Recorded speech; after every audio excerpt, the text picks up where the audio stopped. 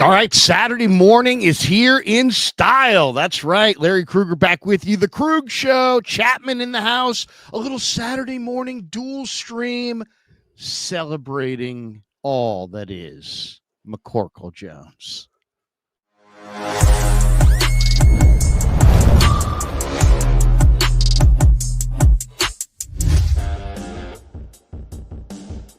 Off and running on the Krug Show on a Saturday, and of course, we're brought to you by Pig and a Pickle, the best barbecue in all of Northern California. Check them out. They're in Emeryville. They're in Corte Madera. They're open 7 days a week from 11 a.m. till 8 p.m. or until they run out, and they do run out. So get there early, get some brisket chili.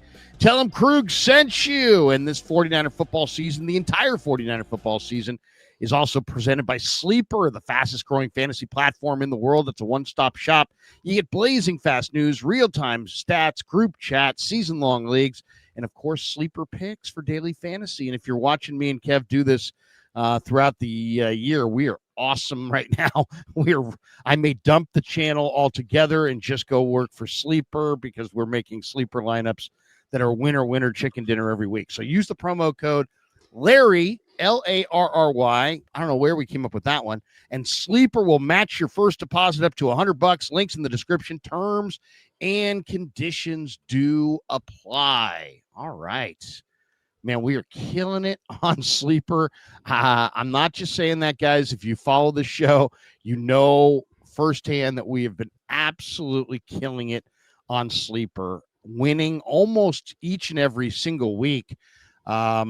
To the tune of hundreds and hundreds of dollars. So, hey, you know what? It's a lot of fun. Check out Sleeper, play yourself, and that extra C note courtesy of just because you know us. John Chapman's in the house. What's up, Chapman? How are you, man? Man, doing great. It's kind of crazy going into Sunday, and the 49ers already got the victory under their belt. Get to kind of relax a little bit, and it's kind of turning into a little bit of a hate watch Sunday where it's like, man, all those bad teams you're hoping lose so that they go into kind of sell mode and they start trading because 49ers have some deficiencies. And I think they're going to be able to address those as we get closer to the deadline. But, man, it is nice having that victory under your belt. It's Saturday. We still got a full day. And then you get to enjoy NFL and just kind of relax and just enjoy the weekend. Man, we're going to see Cal Duke tonight, bringing Kev and my sons to Cal Duke in Memorial Stadium tonight. I'm going to bet Cal. I was thinking about maybe betting Texas today. How do you feel about Texas? Dude, they ran Florida out of the building last year. Not quite sure it's the same Texas team. I know they're top 10, and, I'm a diehard Longhorn fan, but we'll see. That defense is for real. So, like, I think that's kind of the thing, but the spread's single digits. Like, Texas is better than that. I think they're going to cover. Yeah, I think so too. And also, have you seen Lagway, the quarterback for Florida? I mean, they are absolutely a circus. All right, well, one thing that you guys got to do is you got to go with John to Tampa. John, tell us about the trip to Tampa. I just put it on the board there for people who want to check out the flyer. You can get tickets on TickPick app. You just have to search 49er Rush. But tell us about the trip to Tampa, man. It sounds like it's going to be fun. Man, I am so pumped. We're going to be partying on the beach, Larry. We're going out to Clearwater Beach the day before, Saturday from 2 to 6 p.m. out in Clearwater. We'll be at Coco's North Beach, so come say what's up. We've got giveaways, trivia, you name it. It's going to be incredible. And then we have an all-inclusive premium tailgate right across the street from the stadium, as close as you can get. We got a pirate ship out front so we can take pictures. It's going to be a great time, and unlimited premium drinks, mixed cocktails, beers, food, off the charts. It's going to be a great time. So come party with us and just go to the TickPick app, search 49ers Rush, and come say what's up. We're going to be having a good time. What's the most number of people that have ever traveled with you for any one game? Man, we had 2 years ago in Arizona, we had pretty close to 700 people show up to our event, which was really, really good time. But we've had over 500, probably about 5 or 6 times, which very thankful for that. And man, the cool thing is it doesn't matter how many people show up. You get to build those relationships and, man, just increase the community. The faithful is the best fan base in sports. I truly believe that whenever they travel everywhere. Did you see how red that trip was down at SoFi? I think it's the reddest it's ever been. That was unbelievable. I mean, it was to say that, and people are just, noticing it for the first time. crushing the Rams. It's like, wow. I mean, that was a takeover. That was a 49er takeover. Man, so I love it. I can't wait. We were in, Tampa Bay last year, and we had a great time. So really, that city's a good time, man. It's not New Orleans, but it's a lot of fun. So really excited about this. Mac Jones. Let's talk Mac Jones. He's 3-0 as a starter. I was looking up some of his stats last night because we're going to be talking more Mac Jones in the weeks ahead.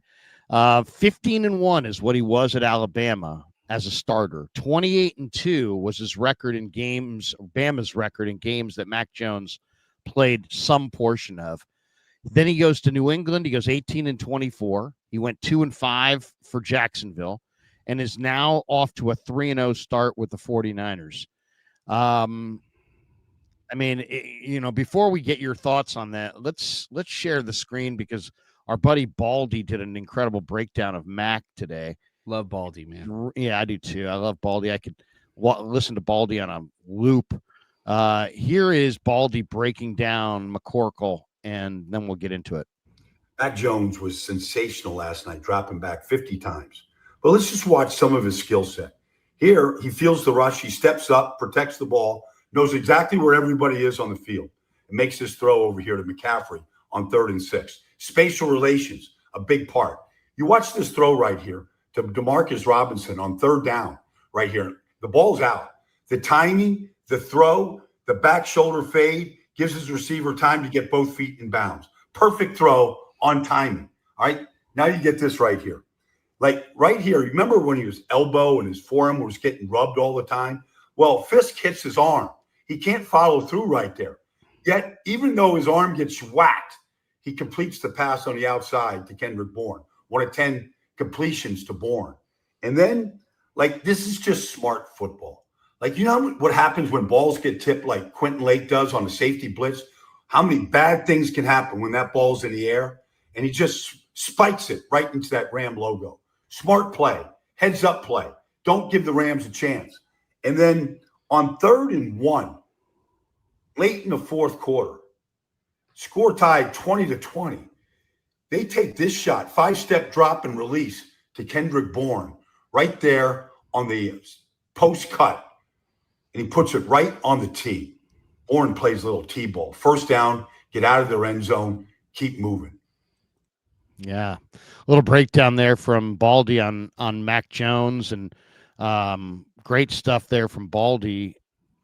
I mean, what do you make of Mac Jones' success in this offense? Is it like, it's weird. It's like he has that great game. He's 3-0.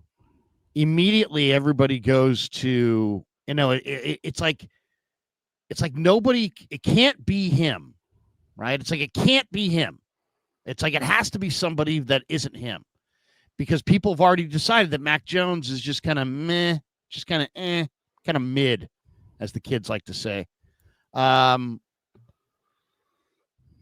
you know what? He's not. But everybody since then has been like, man, Shanahan, coach of the year.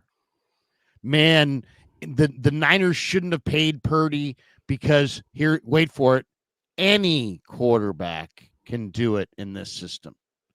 And and I know the truth. And the facts that people forget are that when Brock Purdy came off the bench against Miami in 2022, non-Jimmy G quarterbacks under Shanahan were 9-29. All right? So it's not like anybody can do it. Why is it that every single time somebody succeeds in this offense, it's like, well, it's just Shanahan. They would have said it's the weapons, but the weapons are not their normal weapons. They're backup, unimpressive weapons. It can't be the line because the line's not great. It can't be the defense. The defense is really young. So it's got to be, it can't be, it couldn't have been Purdy was good, and it can't be Mac is any good. It has to be Shanahan. And I'm not against, crediting Shanahan. I think he's a great coach. Anybody who watches this channel knows I'm very pro Shanahan.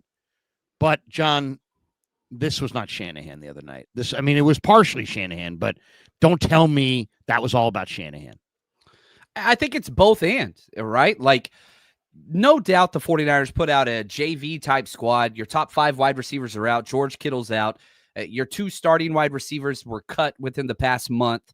Like, this team was patched together, and you're playing against a top 5 defense. And yeah, quarterback was on the road. Now with piped in crowd music, I don't want to get into that, but but like their quarterback situation was rough, and you've already heard Sean McVay come out and say, like, man, we've got to address corners. They're trying to add corners before the trade deadline. Like, they're weak there. But you have to give credit to both quarterbacks. It's not an either-or situation. Brock Purdy is a perfect fit in this system. Brock Purdy executes this offense as well as anybody ever has. But Mac Jones has come in and done the same execution without all of the star players through 3 games. You can't dismiss that. And I know everybody wants to turn this into, well, is it quarterback competition, all this stuff. Here's the best news. Mac Jones is signed for 2 seasons. And there are no decisions that need to be made. When Brock Purdy is fully healthy, he will start. That is not even up for debate. But now you have the luxury of having not 1, but 2 great quarterbacks that can operate this system. How many teams can say that? Maybe 1. Maybe 1 team in the NFL can actually make that claim. The 49ers are in a wonderful position. And if we're going to be really honest, Larry, you look up and down this roster, depth is not something the 49ers have. They really, really don't have that luxury. All the injuries have kind of clearly shown that, and they've won games by the final possession on multiple games, and they've won, all 4 of their victories by 1 score. They're not 2023 49ers, but the one place where you're just like, maybe you have the best depth in the NFL is the most valuable position in all of sports. I think that's got to be worth something. You look great. Now, when you talk about Jones for a second, I mean, we it's all under it's like, well, he's a bust, and I'd rather shop the quarterback, the secondary aisle. I'd rather shop the TJ Maxx instead of the Macy's or Nordstrom's for my quarterback, because you pay a lot less price. But I mean, I think we're forgetting how good Jones was. At Alabama, he was known for his accuracy. He was known for his football IQ. He was an SEC Scholar Athlete of the Year. He had a 4.0 GPA in communications, which was also my degree. So I know that's kind of an easy degree, but but he also has a master's in sports hospitality, which I got to ask him about. That also sounds kind of bogus. I got a master's, really, in what? In sports. It's like Matt Leinart majored in ballroom dancing, right? Like, or like maybe John Chapman's travels with the Niners should hire. Maybe you need an intern. Maybe Matt could be your intern because he's a sports hospitality master's. I mean, you might want to add him to your staff as you travel. But I mean, the guy, 4.0 GPA. First round draft choice, made the Pro Bowl in 2021, and was pretty damn awesome at Alabama. I mean, those stats are unbelievable. So, I mean, is it just that, is he a good quarterback that just got with a bad team and a bad situation in New England and Jacksonville and suddenly is going to be a good quarterback? Because, I mean, the guy plays on time. The ball comes out with accuracy. There's no doubt he can see the field. There's no doubt he can process what he's seeing. He's been taking care of the football. He seems like he's got a better view of the field than Purdy even at times. He gets fewer passes batted down because of his 6'3", 6'4" height. And yet, despite what you would say is Brock's obvious advantage is that Brock can really move and Jones is pretty much a statue, can't move. And the Niners don't have a great line. The Niners line, I mean, I don't know. I mean, how would you describe the line, the job they've done protecting for McCorkle? Because, I mean, he only got sacked once. He got hit 10 times. He was brutalized. And you can blame the line for that, I guess. But for a guy who doesn't move well behind a line that really has struggled to even protect for Purdy, who moves great, I would have thought maybe he would have been sacked 4 or 5 times. No. Wasn't the case. What do you make of of his performance? Is it a hot early start and he's going to cool, or is this who he is? And have they really got something here? I think that if you look at what Mac Jones' best traits are, and this is going back to his year in Alabama, guess who his offensive coordinator was? Steve Sarkisian, who came from the Falcons, taking the Shanahan system to college. Like, this is not Mac Jones' first time in this type of scheme. It's getting the ball out quick and understanding where you're going with the ball before you snap it. He averaged about 2.3 seconds per time throw. And he threw the ball 49 times. So, like, he's getting the ball out quick. And if you are trying to create this, not saying you're doing this, but if you're watching or listening to this and you're like, man, I think Mac's the guy over Brock, the one area where there is a very clear advantage is how fast Mac Jones gets rid of the ball versus how fast Brock Purdy gets rid of the ball. Now, in 2022, Brock Purdy got the ball out quick, but as it's gone, he's going for those home run plays instead of just giving what the defense is giving you all the time. Mac Jones, since Alabama, you can go to his rookie year where he was runner-up for Rookie of the Year. He gets the ball out quick, and that was Kendrick Bourne that year as well. This is Mac's thing. He gets the ball out fast in this scheme. And so, that's the one thing that he can hang his hat on. Now, this was his first game where he protected the ball the entire time, and I think that is key. If you could get a quarterback that can protect the ball, not turn it over. Now, there were some turnover-worthy plays. Late in the fourth quarter, he about hit 2 guys in the chest with the ball. Now, sometimes the ball bounces your way. Sometimes it doesn't. If one of those turnovers happens, is it a different narrative? I don't know, but here we are. 49ers are 4-1, and Mac Jones done his job. So I think Matt is in a perfect fit for him. All right. Sarkisian adapted Shanahan's scheme, took it to Alabama. That was his best year ever. Now he's back in it, and it looks like, hey, you got a damn quarterback. But I'll go back to this. My favorite thing about Mac Jones, one, he knows his role. Whenever he got up there at the podium, he said, I was brought here to be the backup quarterback. I love that. That is huge. And 2, you have him for 2 years under contract. So 1, you keep the best quarterback depth in the NFL, or you could unload him for a quality defensive pass rusher, whatever else. I'm not saying I want to do that, but the 49ers have wonderful options right in front of them. And now you have the luxury of waiting for Brock Purdy to get 100% healthy after re-injuring that toe. And that is a good place to be. Yeah. I mean, the title of the stream is 49er Controversy. What does Mac Jones' performance mean for Brock Purdy and the Niners? Well, I think what it means in the short term is that Brock can heal comfortably or uncomfortably, maybe for him, because he's got to watch somebody else do his job, which I'm sure is not easy to do. It's always hard, especially if you're a, type A personality. If you're an incredible, competitor, it's hard to watch somebody else lead your team, especially when you're unable, especially when you're trying to show that you're, tough and everybody plays hurt and this and that. This is a toe, and this could be a career ender if you let it get so bad. And I personally, I'd love to see them, they have a sizable investment in Brock Purdy. In some ways, I almost feel like the best thing to do for Brock Purdy would be to shut him down right now, go get another quarterback, a veteran quarterback that you could play behind Jones, and just go with Jones, have the surgery, and get Brock on the road to healing for real, as opposed to heal but get hurt again, heal but get hurt again, heal but hurt it again, because that's the road they're on. They're on the road to, he sits, it quiets down, he plays a game, it fires right back up. It's pretty obvious that's the road he's on with this toe. It's not like he's not going to play for 2 weeks or 3 weeks, and all of a sudden he's going to come back in week 8 or 9, and all of a sudden, boom, oh yeah, he's totally fine, and he played great the rest. No, it's not the way it's going to go.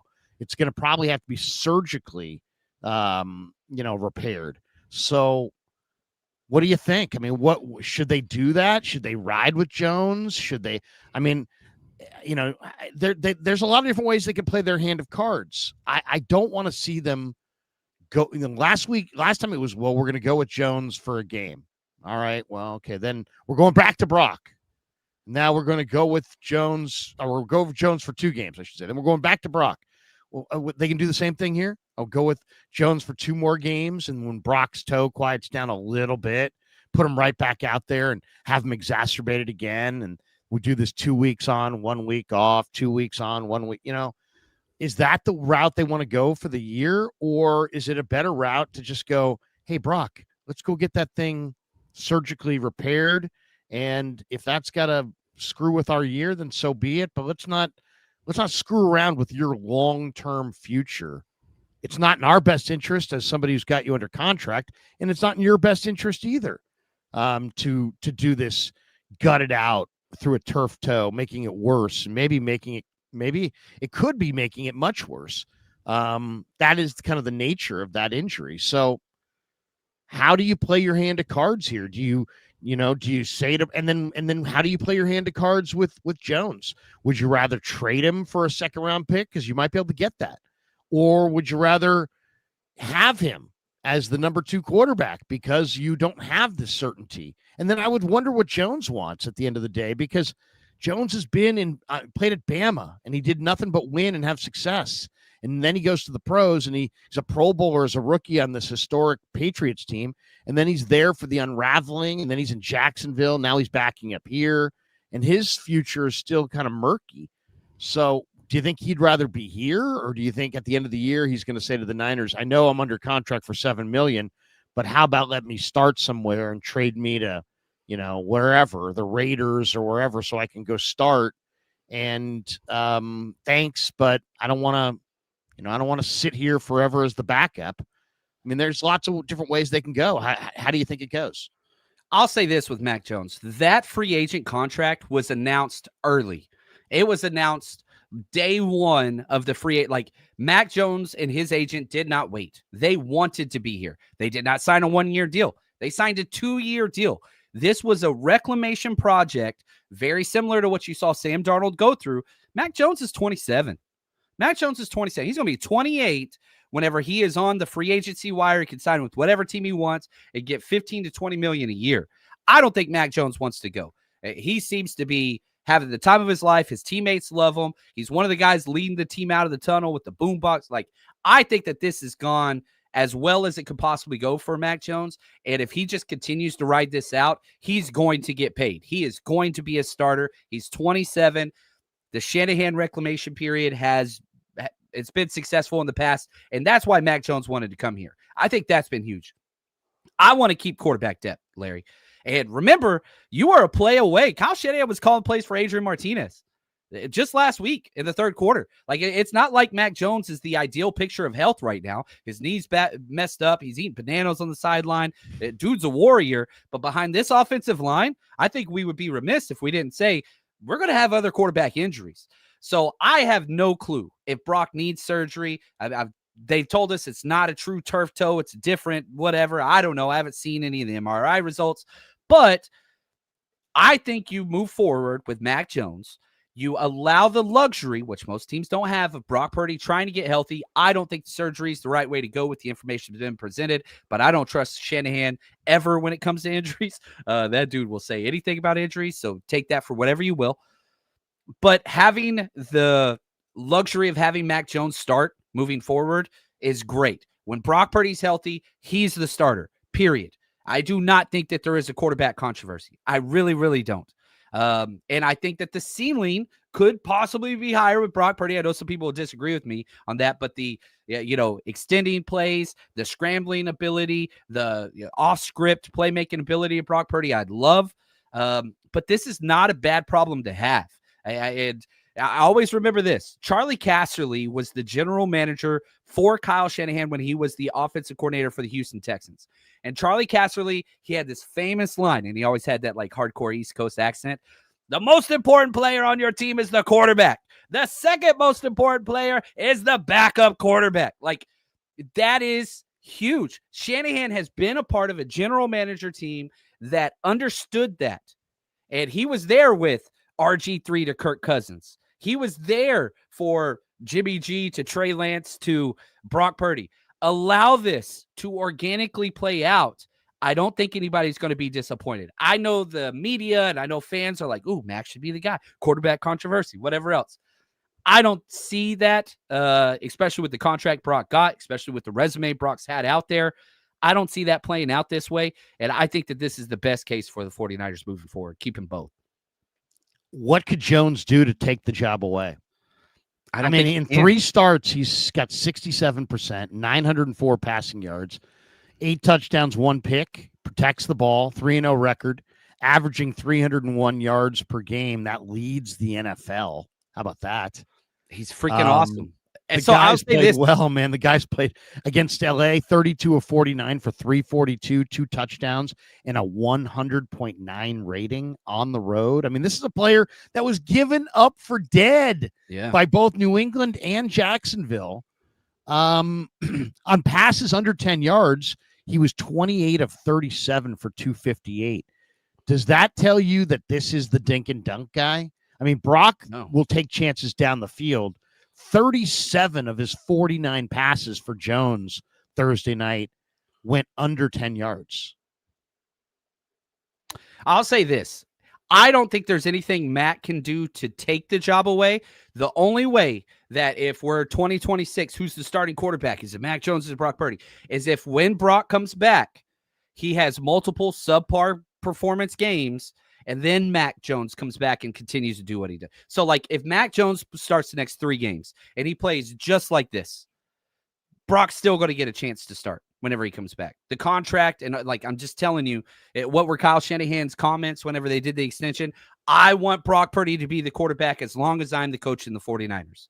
Like, he has earned that privilege. Now, if Brock comes back and has 3 to 4 shaky starts after Mac Jones, and then Mac comes in and then does that again, that is where the conversation would start to be had. But I don't think that there's anything Mac could do to take the job away. I think the only way is for Brock to lose the job once he comes back as a starter and is quote-unquote healthy. I think that's the only way that that could take place. Bobo says Larry has Mac 10 on his fantasy team. That's why. Hey, there ain't wrong with that. Nothing wrong with that. I do have Mac Jones on my fantasy team, but I also have Brock Purdy. So that's nice. You just swap them in and out. If you combine them before the Rams game, most yards passed for in the NFL, the 49ers. And so, hey, you just keep rolling with and this is the new 49ers, Larry. The run game, 2.2 yards per carry. This is no longer a ground pound, outside zone, run the ball first. No. This is a heavy passing Pac-12 after dark. You're going to see Cal play later tonight. It's like, I mean, that's where we're at. The old Tedford days, man, where you're just freaking airing it out. That's the Niners this season. Let's talk more about that. There was a play in the game that was an amazing play, but it also led us to kind of discussion about the sorry run game. And here it is. Let's show this one first. This is your guy. Let's play Baldy's breakdown of it. Here's Baldy breaking down AC. My guy. Alfred Collins with the play of the game. Here he is right here. Big number 95. Lined up cockeyed on the nose. Rams about ready to go in for the win. Except Alfred Collins said no. The Rams had 1st and goal at the 3 last night with 1 minute and 7 seconds to go. Number 95 for the 49ers is rookie Alfred Collins from the University of Texas. Rams going in. It's 23-20. Kyron Williams is going to take this ball. Alfred Williams splits this double team, and he takes that big right paw, and he punches the ball out. And he takes the ball away from Kyron Williams right there inside the 1-yard line to secure the victory right there, to secure the victory. He comes out of this pile, and here he comes. He's got the ball. He's got the goods. He's got the receipt right there in his hands. But it wasn't over. No, it wasn't over. It became 26-23. It was 4th and 1. Rams going for the win. There's Alfred Collins. There's Michael Williams right there. The 1st and 2nd round picks of the 49ers, the future. And they take the Rams and they bubble them right here. And there goes Kyron Williams, stopped by the rookies. Alfred, Michael, Marcus, right there, Fred. They're all there. And the 49ers, they come out victorious. It's the agony and it's the ecstasy right there on one play. The agony and the ecstasy. What a game. 49ers come out on top. Great. I mean, I'm getting chills looking at that. Alfred Collins. I mean, first of all, that was an awesome play. The first one, he's getting combo blocked. He splits it, and then the guy that's still on him, he threw him away. And as the guy's still hanging around his midsection, and he's not really freed up, he throws that big paw out there, and he crushes Kyron across the face mask, rakes out the football, forces the ball out, force fumble, and fumble recovery. Game-winning play from Alfred Collins. That was awesome to watch. One, give me your thoughts. You're a Texas guy. I got to get your thoughts on that. But two, then that game should have been over, but it wasn't. And we got that second play because the Niners couldn't get a first down. So before we get into Shanahan, what'd you think of that play from Collins? That was spectacular. My favorite thing, and again, I was live for the draft and whatever else, and like I said, going into day 2, the number 1 player on my board for the 49ers would be Alfred Collins. Huge position of need. That's who I wanted them to draft. Thankfully, they did, and a lot of people didn't like it. That's okay, but my favorite thing that I always hung my hat on my evaluation with Alfred Collins, he has the biggest plays in the biggest moments of the biggest games. You go watch the SEC championship, which Texas lost, but it was Alfred Collins versus Mikael Williams making plays in the fourth quarter and overtime back to back to back. Like, that is who this guy has been. It hasn't been pretty so far. Let's just be very honest. Alfred Collins has been on a slow, steady pace of growth after missing OTAs. You had the contract holdout, which he crossed the picket line first. It got that because he's all team guy. Like, he is a culture fit with the 49ers. And now with Kalia Davis's injury, man, Alfred Collins is going to be starting for the next. He may start for the rest of his career. Like, he is in that place. Got his most snaps, highest PFF grade, amazing versus the run, even got one of the 2 quarterback hits. Like, he is becoming a more complete player. But this is who Alfred Collins is in the best games. Now, nuanced take here, Larry. Be careful out there, listeners. You will find, and the 5 years of me being a Longhorn fan watching Alfred Collins, sometimes in the not so important games, he will kind of disappear a little bit. Like, he loves the bright lights. So I don't expect just him to be on this constant terror. It's big games, big moments. That is when Alfred Collins will show up. Now, number 2, what was your question number 2? Sorry, I got too excited there, Larry. Well, then it gave the Niners the ball back, and they're on their own 1 yard line. And yeah. I understood the first play. You go quarterback sneak because you want to get off the 1. So now you're on the 2. Now it's 2nd and 9 from the 2, and if you can get a first down, it's ball game. But they didn't even try for the first down. They just bucked into the line twice and punted. And really, that whole last opportunity that Stafford had, that goal line or that 4th down stand, never would have even been necessary if they can get one first down. So explain to me this. I'm a big Kyle Shanahan fan, and he's considered an offensive guru. If you're an offensive guru, how come you can't? There's no stop route. There's no short passing play. You don't have any bread and butter go to. I mean, Stafford has several go-to pass plays with Puka where these guys can complete it in, their timing routes with a guy with a great arm, a crazy release, and a receiver with unbelievable ball skills, great hands, and toughness. I thought that McVay blew it on the 4th down call because I thought he should have passed. Instead, he runs a sub 200 pound running back into the teeth of Alfred Collins and Mikael Williams, 2 guys that are great at playing the run. Why would you do that? That was so foolish. So I thought he was foolish, but then I also kind of felt like Shanahan had an opportunity to really ice the game on offense. And I think Reed and Mahomes probably would have been able to ice that game and not hand it back to their defense. But the Niners seem unable. What's the deal? I think the context of the situation kind of makes it a little bit more obvious why Shanahan did what he did. Connor Colby was playing about as bad football as any player on the field. Like, he was completely burnt out. He was exhausted. You're backed up on your 2. Remember, this team gave up a safety in the same situation the very previous week and almost cost them the game. On top of that, Mac Jones, he was not mobile at that point, just took 2 big hits on the previous drive. He didn't look like himself. You got to make them burn their timeouts. And I know I could say this in hindsight, but this game came down to who's not going to lose. And sometimes the 49ers, why have the 49ers been in every single game this year, Larry? Their defense, especially their defense in the fourth quarter and overtime.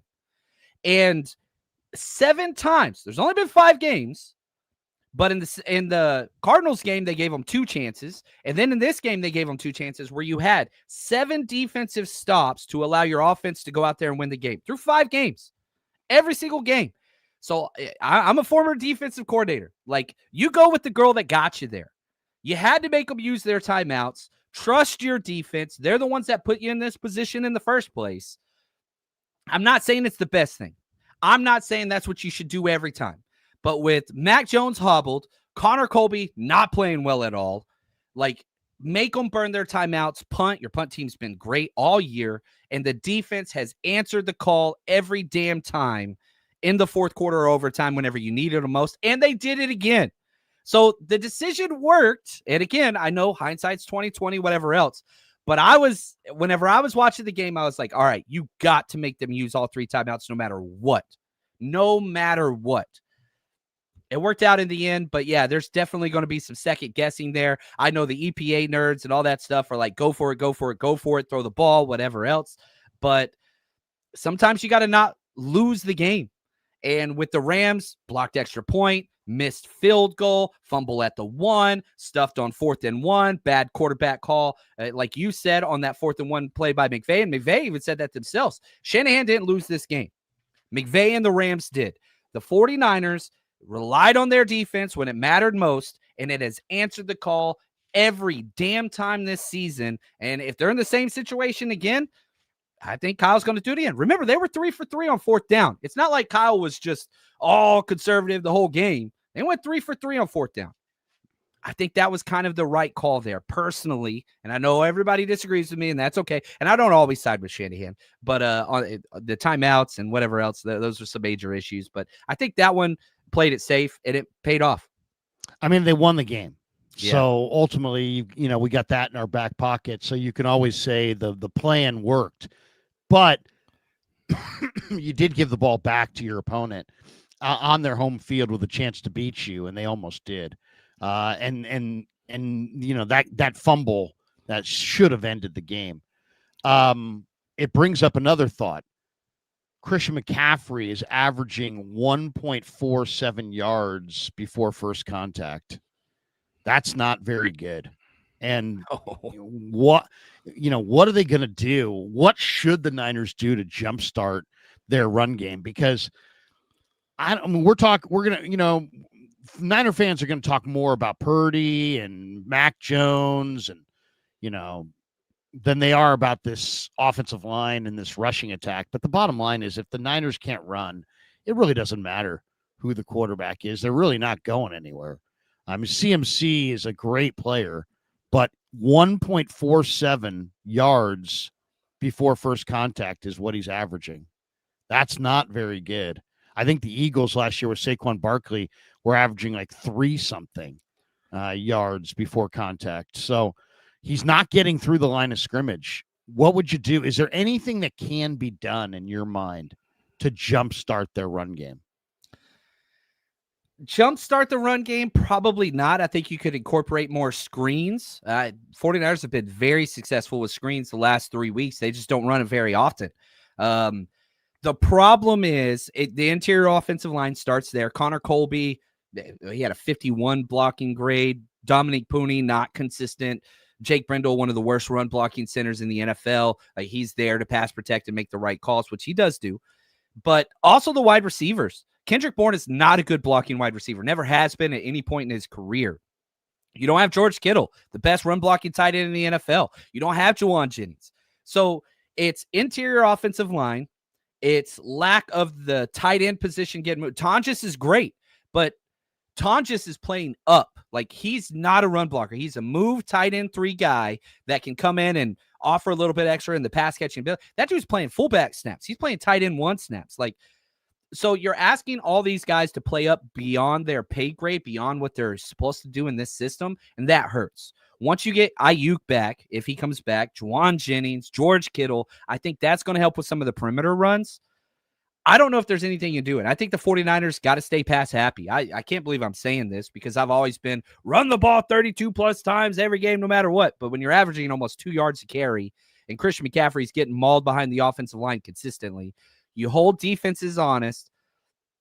I think it's going to stay like this. And, you're playing, you can run against this Rams defense. And the 49ers look like the worst running team in the NFL. They'll be probably 31st once week 5 stats in for everybody else on yards per rush for the season.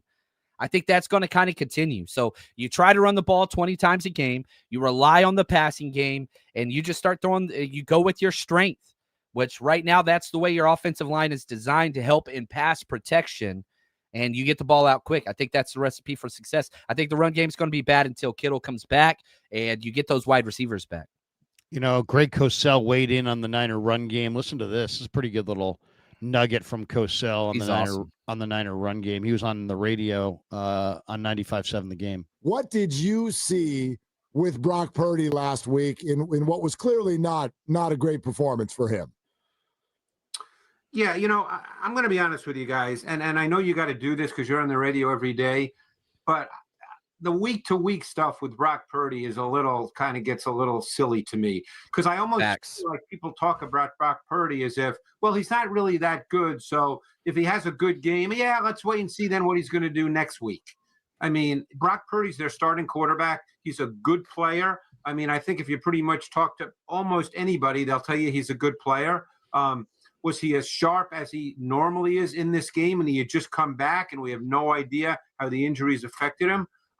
He wasn't as sharp as he normally is working between the numbers. There were throws he was a little wild high. I don't know if that's a function of his toe, his shoulder. I can't speak to that.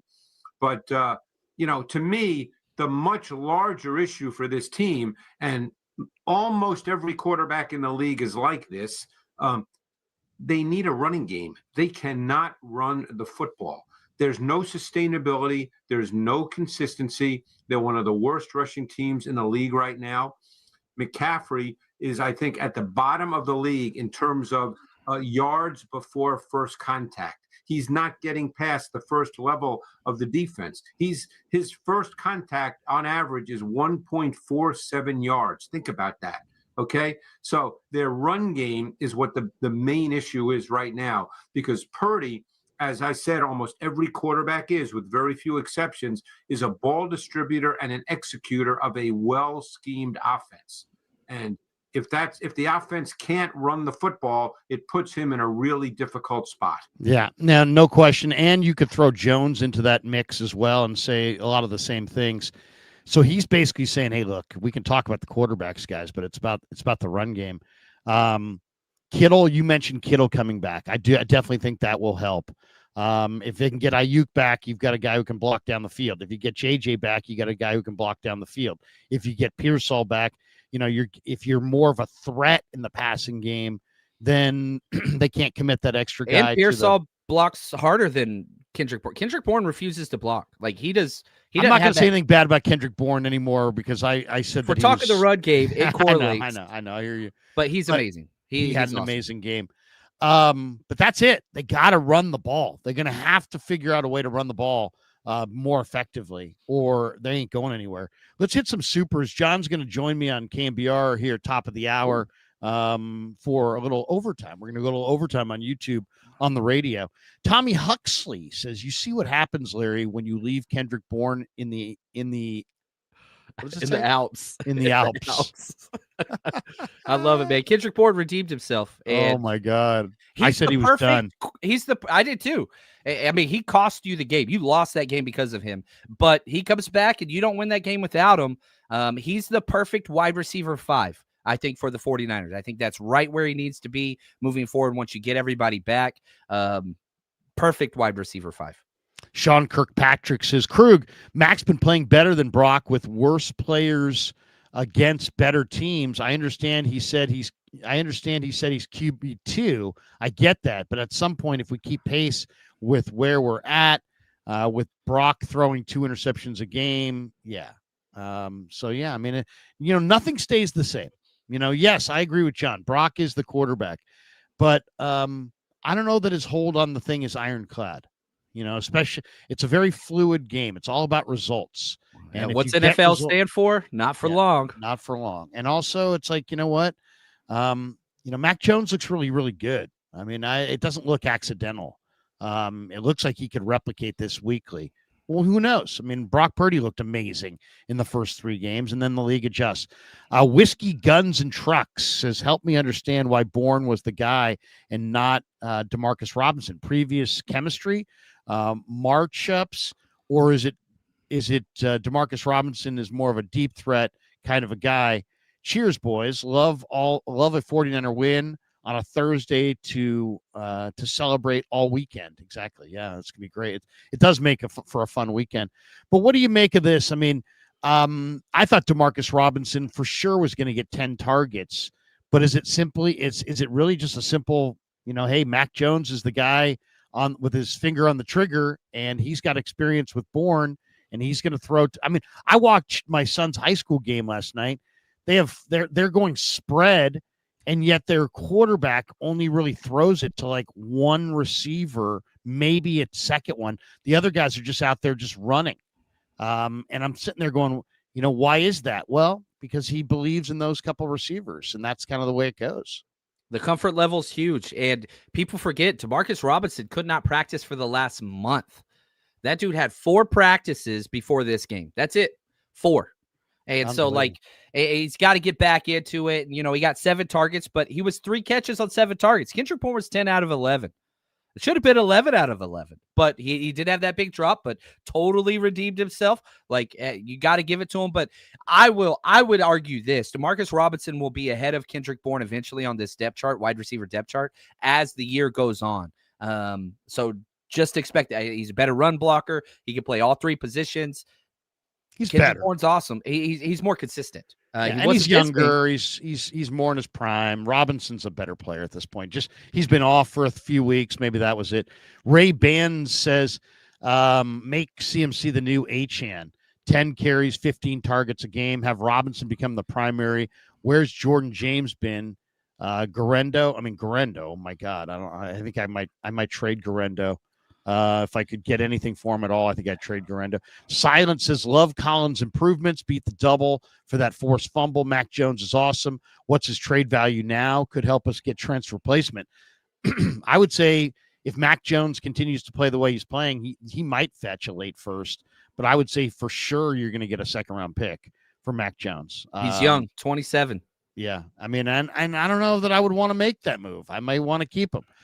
Review Scientology USA. Since Kalia is out, is Sebastian Valdez next up? I think so.